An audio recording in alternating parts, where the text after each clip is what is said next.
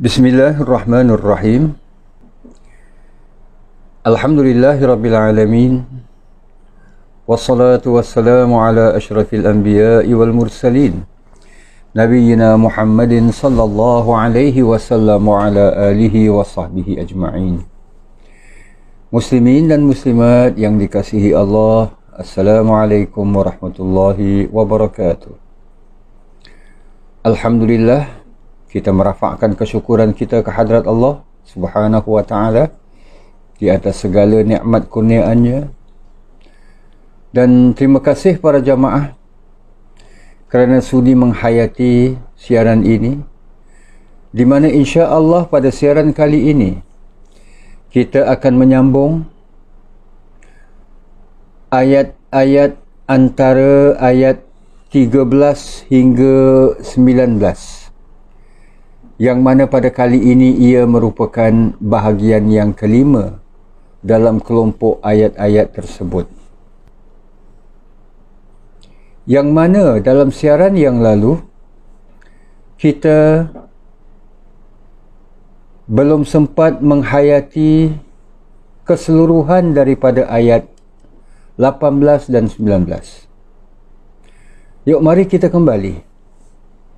Kita kembali membicarakan dua ayat tersebut, di mana pada kedua-dua ayat itu, ayat 18, kemudian penjelasan oleh para rasul yang diutuskan kepada kaum Antakiyah ini di ayat yang ke-19,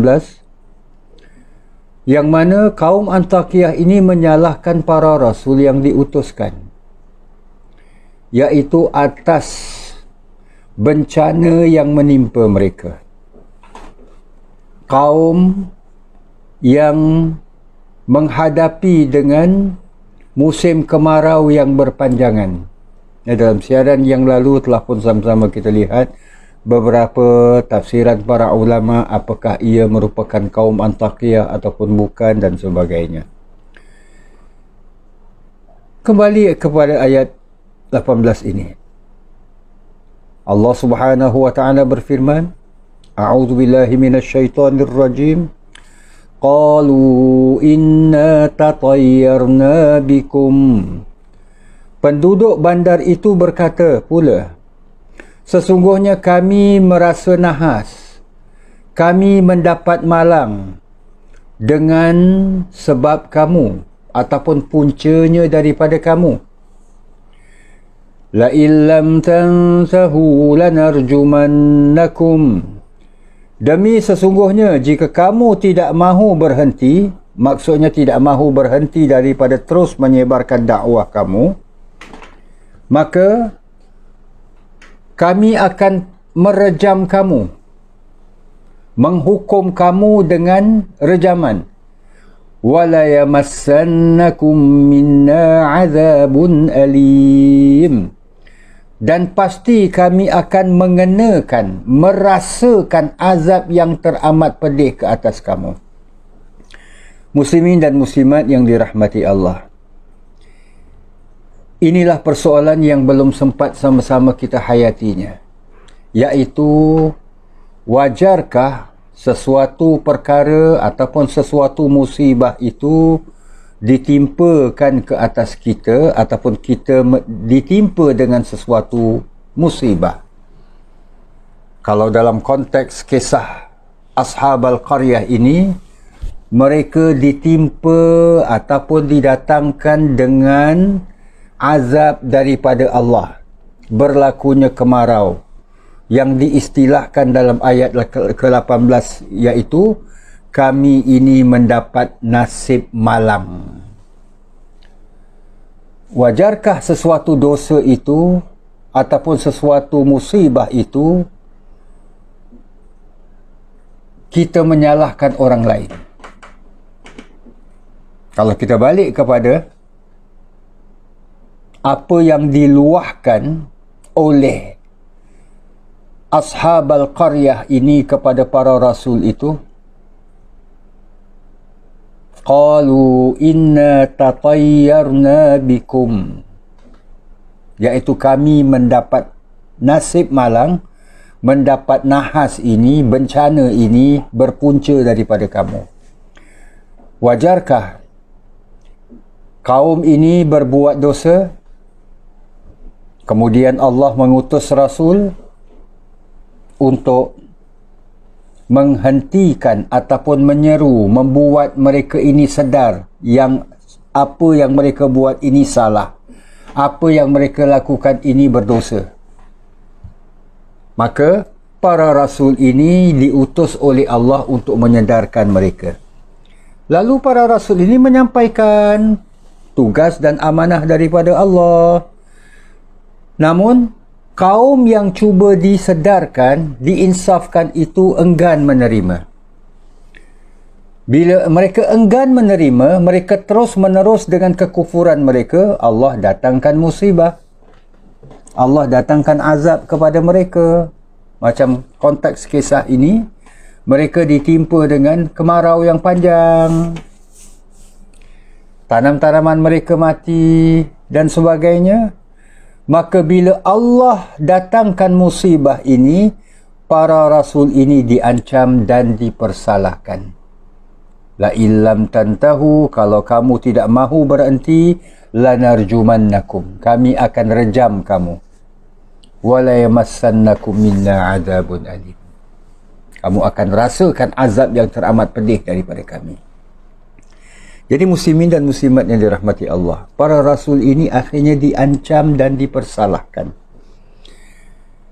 Persoalan di sini adalah, bolehkah kita menyalahkan orang lain atas musibah yang menimpa kita?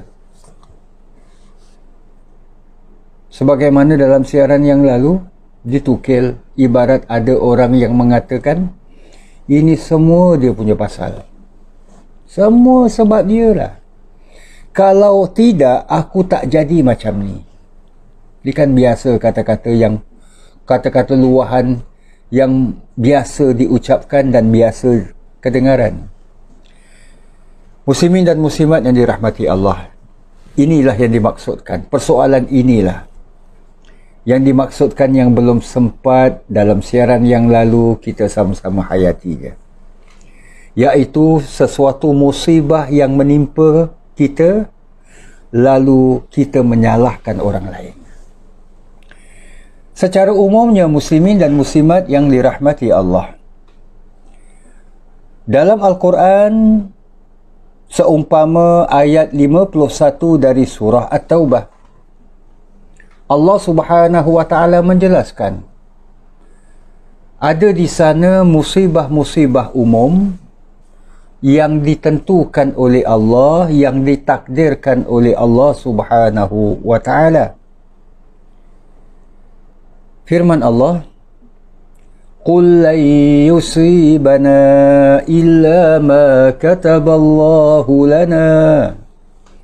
Katakanlah wahai Muhammad, lan yusibana, sekali-kali tidak akan menimpa kami, ataupun kami ditimpakan dengan sesuatu musibah, illa ma kataballahu lana, kecuali apa yang telah ditetapkan, ditentukan, ditakdirkan oleh Allah kepada kami. Maknanya, kita tidak akan ditimpa dengan sesuatu musibah kecuali musibah itu telah pun memang merupakan ketetapan daripada Allah. Huwa maulana, dialah Allah ini Tuhan pelindung kita, yang menyelamatkan kita. Wa 'alallahi falyatawakkalul mu'minun, dan kepada Allah jugalah hendaklah bertawakal, bergantung penuh orang-orang yang beriman. So ini musibah umum. Maknanya musibah ini dah memang merupakan ketentuan, ketetapan dari Allah Subhanahu wa Ta'ala. Dan musibah umum ini tidak dapat dihindari, sebab dah merupakan qada dan qadar Allah. Allah dah tentukan. Dalam sebuah hadis riwayat Imam Muslim Yang datangnya dari Abu Hurairah radhiyallahu an, beliau meriwayatkan Nabi SAW pernah bercerita, pernah Adam dan Musa saling berdebat. Dalam perdebatan itu, Nabi Allah Musa AS berkata kepada Nabi Adam, "Wahai Adam, kamu adalah nenek moyang kami. Kamu telah mengecewakan harapan kami dan mengeluarkan kami dari syurga." So, dari kenyataan Nabi Allah Musa AS ini, Nabi Musa menyalahkan Nabi Adam atas takdir Allah. Dengan sebab Nabi Adam ini, maka Nabi Adam, sebab kesilapan Nabi Allah Adam, Allah larang mendekati pohon. La taqraba hadhihi syajarah, janganlah kamu, wahai Adam dan isterimu, dekati pohon ini. Itu larangan Allah. Maka Nabi Adam lakukan. Jadi kerana perbuatan Nabi Adam itu, maka Allah murka dan Allah menempatkan ataupun mengeluarkan Nabi Allah Adam dari syurga, turun ke dunia. Dan inilah yang dimaksudkan daripada kata-kata Nabi Musa ini, kamu telah mengecewakan harapan kami.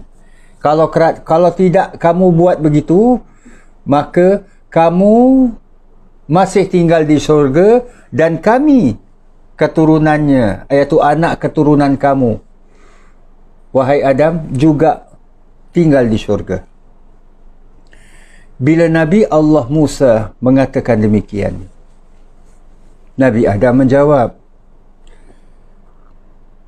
"Kamu, wahai Musa," kata Nabi Adam, "Allah telah memilihmu untuk diajak berbicara dengan kalamnya, dan Allah telah menuliskan untukmu dengan tangannya," iaitu yang dimaksudkan kitab Taurat. Kitab Taurat kan diturunkan oleh Allah Subhanahu Wa Taala, sedangkan ia telah pun tertulis di atas kepingan-kepingan batu,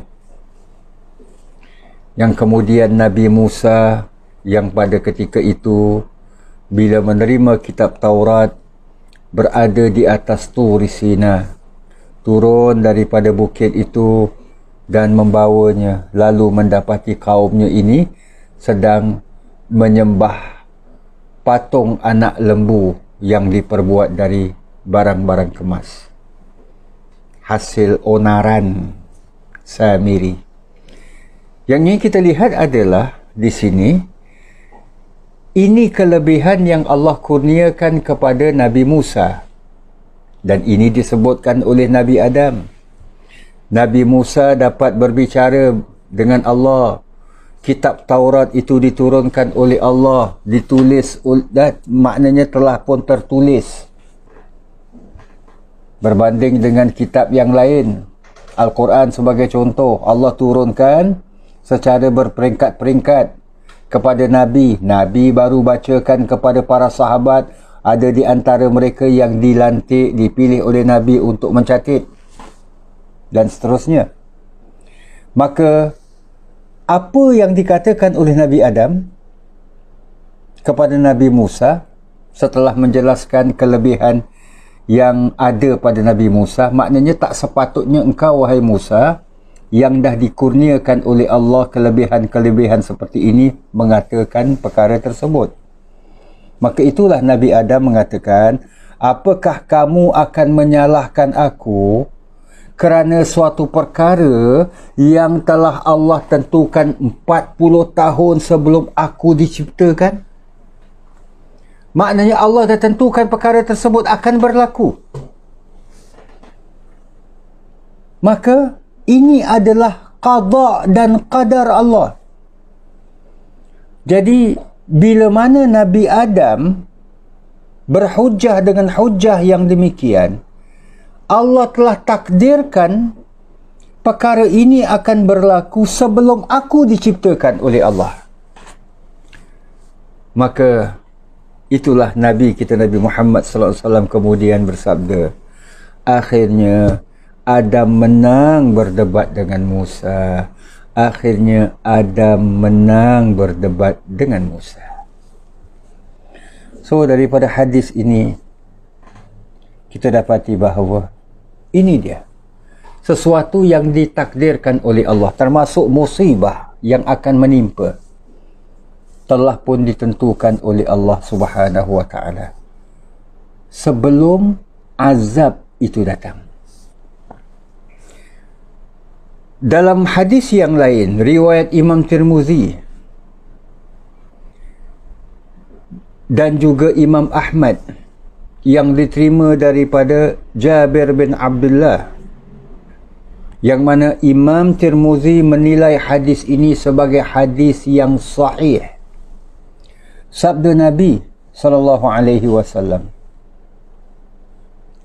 la yu'minu abdun, tidak beriman salah seorang dari kamu, iaitu seseorang hamba itu, hatta yu'mina bil qadari khairihi wa syarrih, hingga dia beriman pada qadar baik dan buruknya dari Allah. Sehingga kata Nabi, dia yakin bahawa apa yang menimpanya tidak akan luput darinya, dan apa yang luput daripadanya tidak akan menimpanya. Maknanya, bila Allah dah tentukan, seseorang tu tak dapat lari daripadanya. Kalau Allah tak tentukan, tak tetapkan musibah ini akan menimpa dia, macam mana dia usahakan pun dia tidak akan sampai.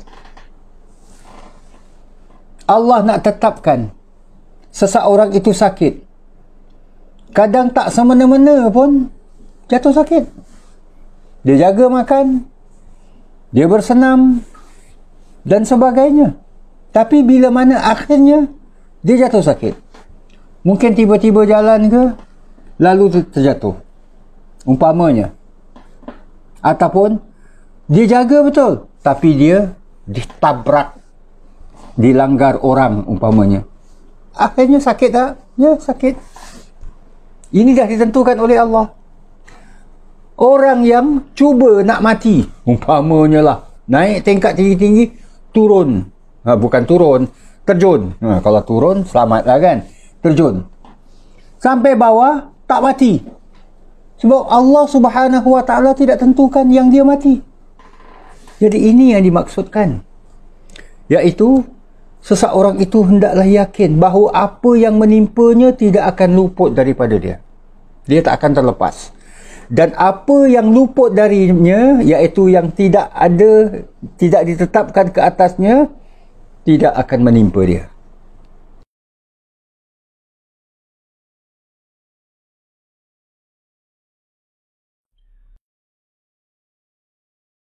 Bismillahirrahmanirrahim.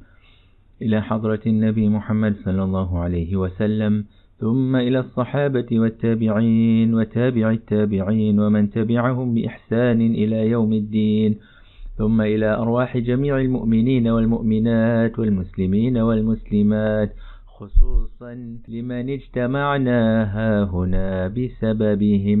الفاتحة. أعوذ بالله من الشيطان الرجيم. بسم الله الرحمن الرحيم. الحمد لله رب العالمين، الرحمن الرحيم، مالك يوم الدين، إياك نعبد وإياك نستعين، اهدنا الصراط المستقيم، صراط الذين أنعمت عليهم غير المغضوب عليهم ولا الضالين، آمين.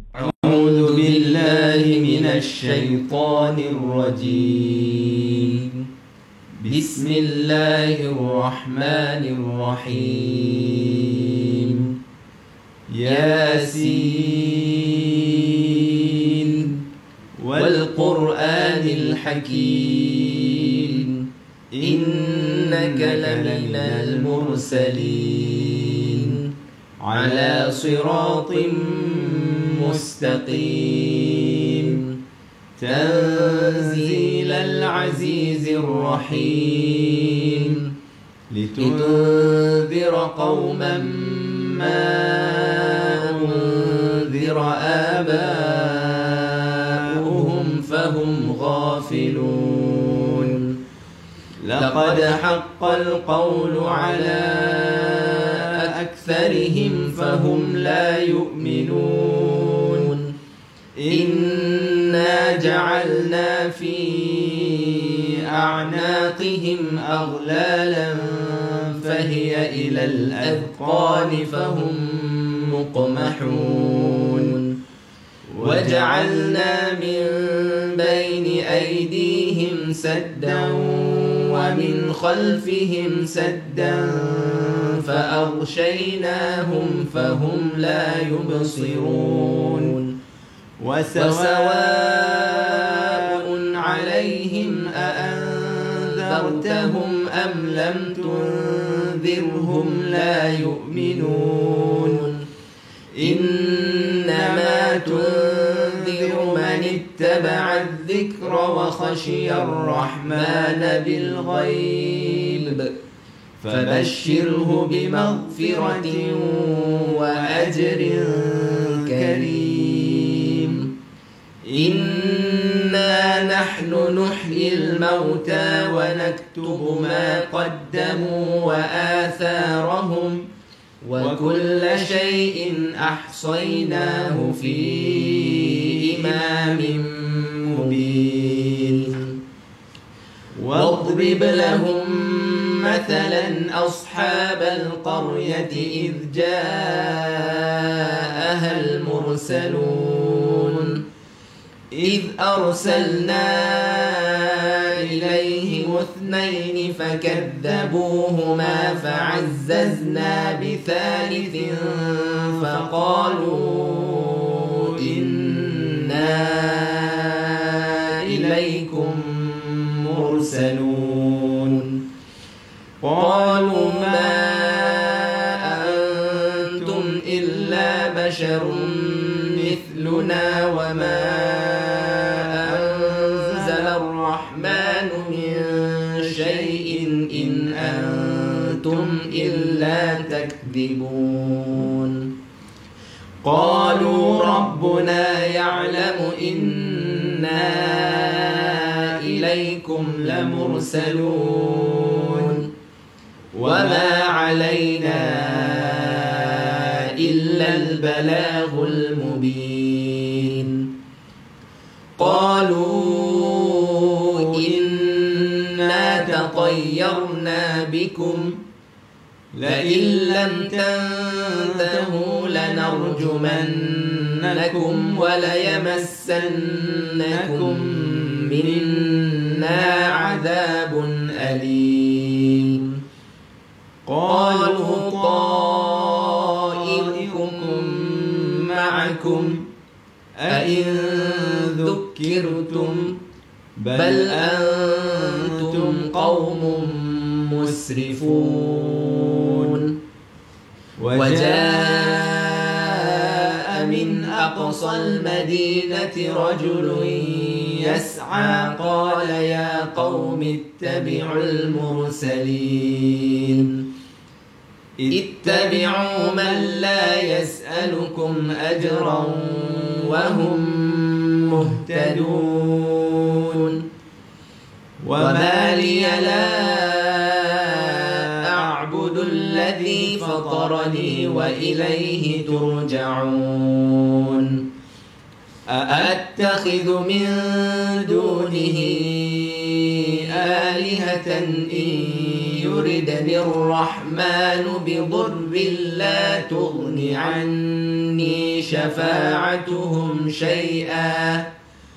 لا تغن عني شفاعتهم شيئا ولا ينقذون إني إذا لفي ضلال مبين إني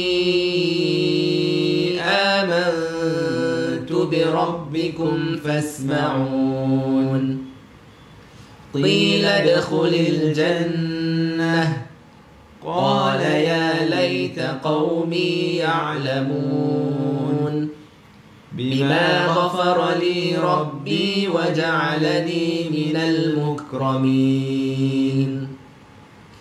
وما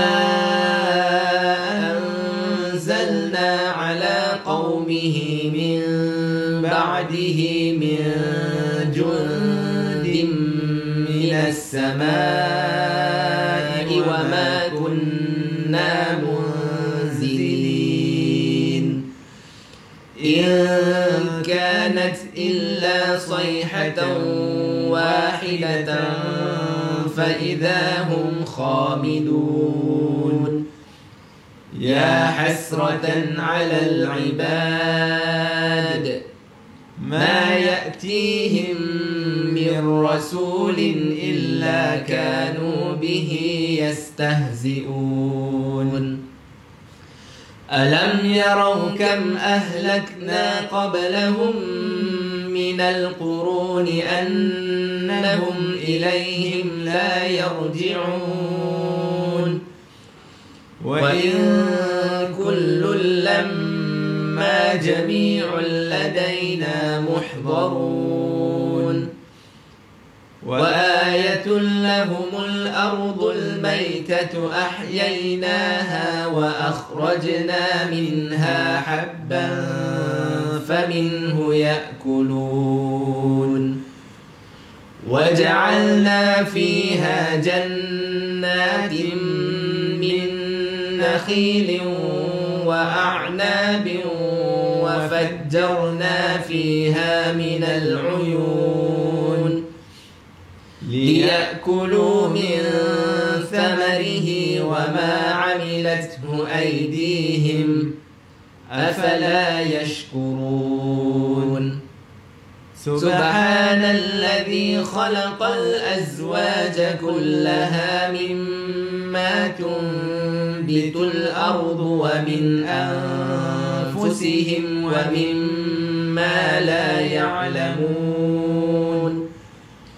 وآية لهم الليل نسلخ منه النهار فإذا هم مظلمون والشمس تجري لمستقر لها ذلك تقدير العزيز العليم والقمر قدرناه منازل حتى عاد كالعرجون القديم لا الشمس ينبغي لها أن تدرك القمر ولا الليل سابق النهار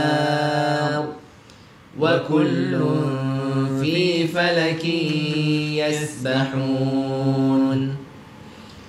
وآية لهم أنا حملنا ذريتهم في الفلك المشحون وخلقنا لهم من مثله ما يركبون وإن نشأ نغرقهم فلا صريخ لهم ولا هم ينقذون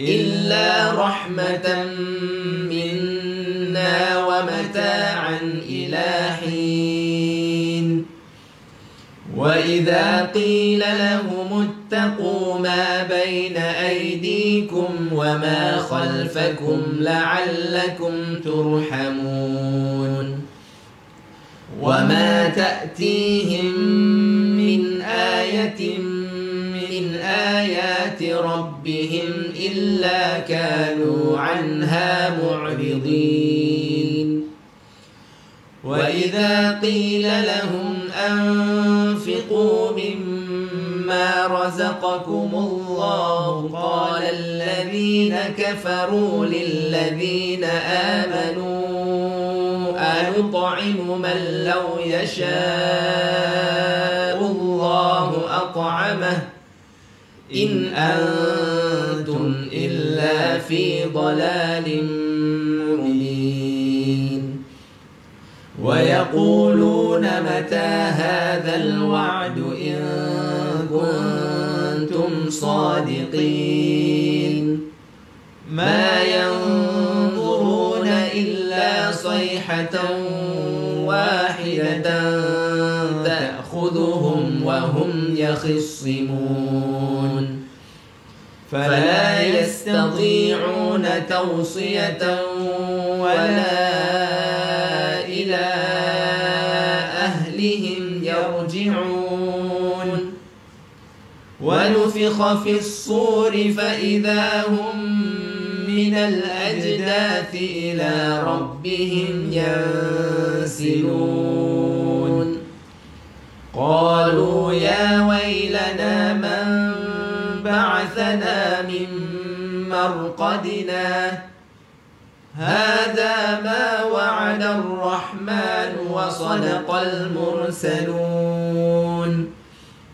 إن كانت إلا صيحة واحدة فإذا هم جميع لدينا محضرون فاليوم لا تظلم نفس شيئا ولا تجزون إلا ما كنتم تعملون إن أصحاب الجنة اليوم في شغل فاكهون هم وأزواجهم في ظلال على الأرائك متكئون لهم فيها فاكهة ولهم ما يدعون سلام قولا من رب رحيم وامتازوا اليوم أيها المجرمون ألم أعهد إليكم يا بني آدم ألا تعبدوا الشيطان إنه لكم عدو مبين وأن اعبدوني هذا صراط مستقيم ولقد أضل منكم جبلا كثيرا أفلم تكونوا تعقلون هذه جهنم التي كنتم توعدون اصلوها اليوم بما كنتم تكفرون اليوم نختم على أفواههم وتكلمنا أيديهم وتشهد أرجلهم بما كانوا يكسبون ولو نشاء لطمسنا على أعينهم فاستبقوا الصراط فأنى يبصرون ولو نشاء لمسخناهم على مكانتهم فما استطاعوا مضيا ولا يرجعون ومن نعمره ننكسه في الخلق أفلا يعقلون وما علمناه الشعر وما ينبغي له إن هو إلا ذكر وقرآن مبين لينذر من كان حيا ويحق القول على الكافرين أولم يروا أنا خلقنا لهم مما عملت أيدينا أنعاما فهم لها مالكون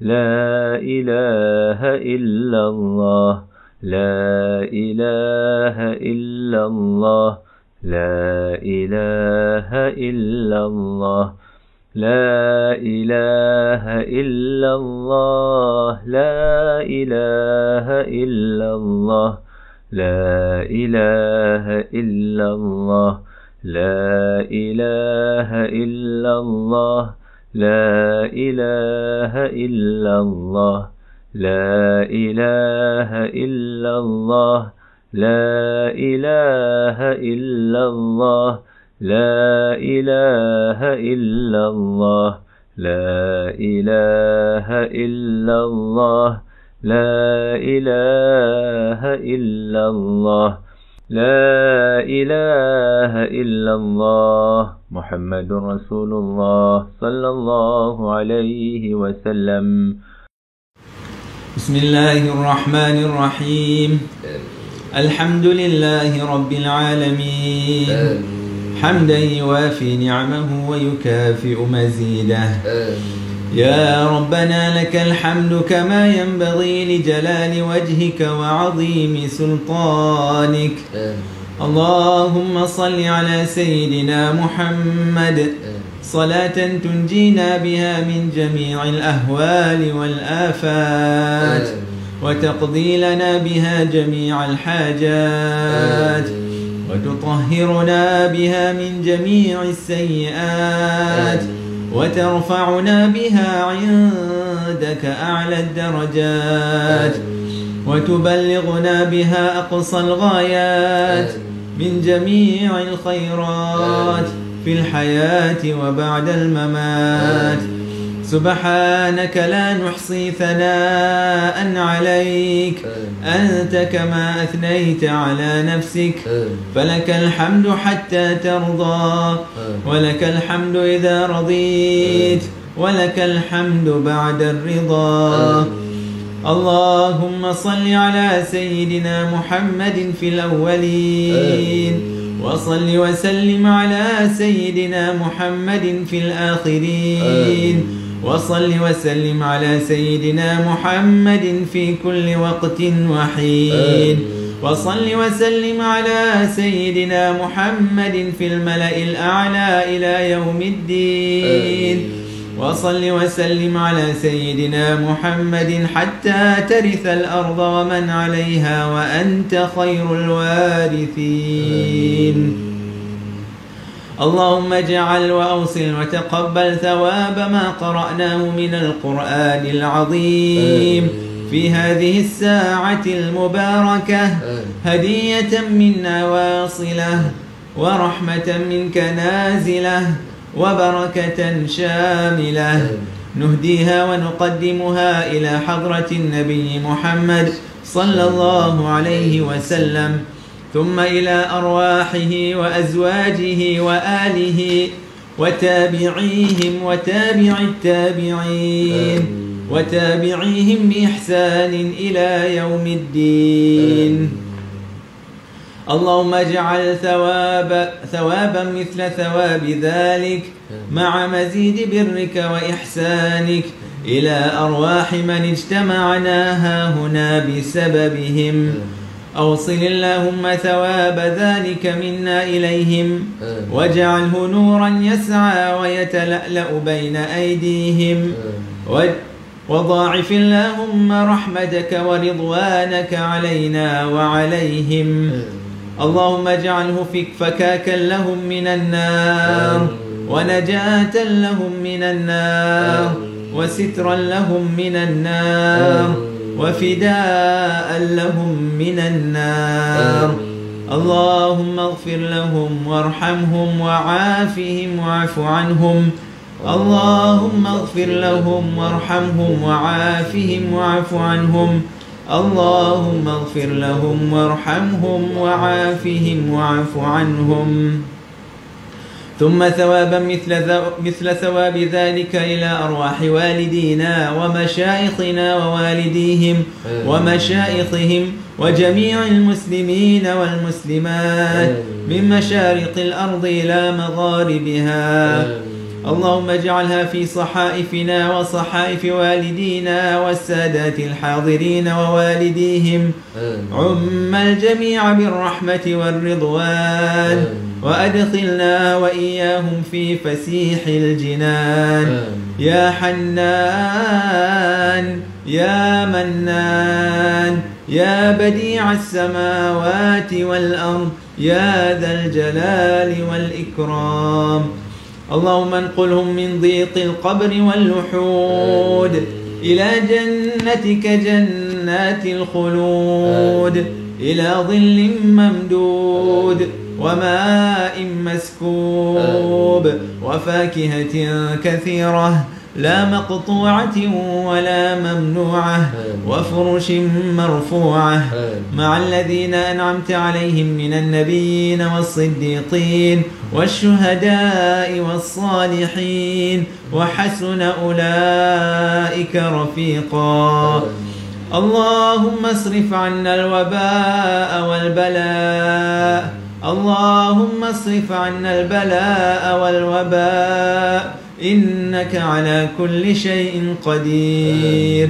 اللهم اصرف عنا هذا البلاء وقنا شر الداء، ونجنا من الطعن والطاعون والوباء. والطف بنا يا لطيف، والطف بنا يا لطيف، والطف بنا يا لطيف يا خبير، إنك على كل شيء قدير.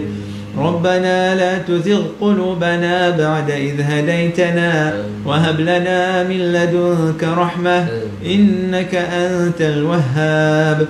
ربنا آتنا في الدنيا حسنة وفي الآخرة حسنة وقنا عذاب النار. وصلى الله على سيدنا محمد وعلى آله وصحبه وسلم، والحمد لله رب العالمين. الفاتحة. بسم الله الرحمن الرحيم. الحمد لله رب العالمين، الرحمن الرحيم، مالك يوم الدين، إياك نعبد وإياك نستعين، اهدنا الصراط المستقيم، صراط الذين أنعمت عليهم غير المغضوب عليهم ولا الضالين،